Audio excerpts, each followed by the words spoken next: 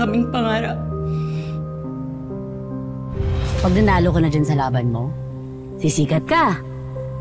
Tapos yayaman ka din. Di ba? Byron Alvarez, MMA champion.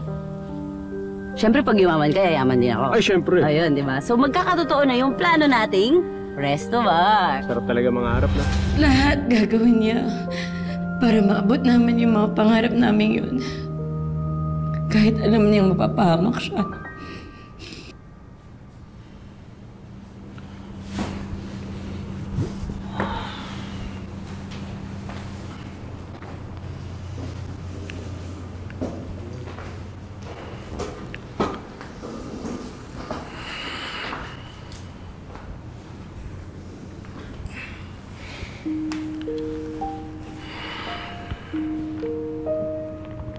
Nawalan na rin ako ng pamilya. Binangga yung kotseng sinasakyan ng magulang ko. Gigil na gigil ako dun sa taong sumagasa sa kanila. Gusto ko siyang gantihan. Kaya naiintindihan kita. Nawala yung kuya mo dahil kay Zach. Ngayon, gumaganti ka.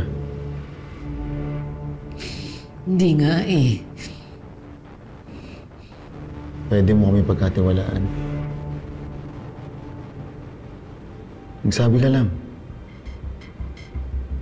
Pinagdaanan ko rin lahat ng yan.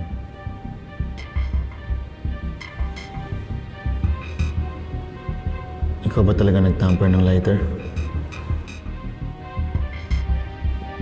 Sige na, magsabi ka lang.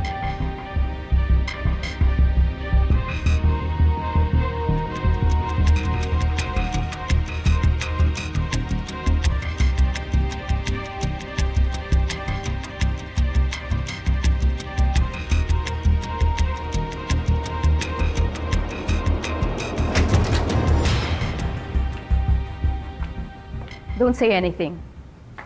Yun ba? I'm Attorney Vivero, and I will be representing Ms. Sugar Alvarez. Now, can I have this room with my client?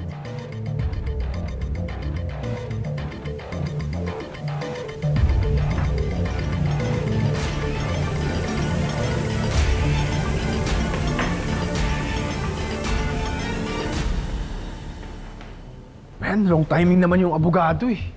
Kakanta na dapat eh. Mas may umayapal pa. Okay lang yan. Kahit hindi niya sinabi mismo na siya nag-tamper sa lighter, kitang-kita naman sa kanya na guilty siya. Paano naging guilty?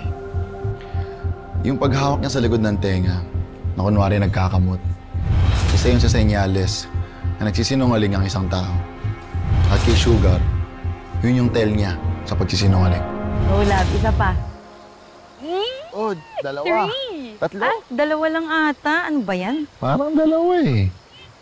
Pero kung dalawa yun, siguro, it's a sign. A sign of what?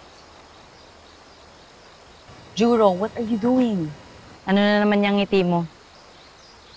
Kinakabahan ako sa mukha mo. Ano ba yan?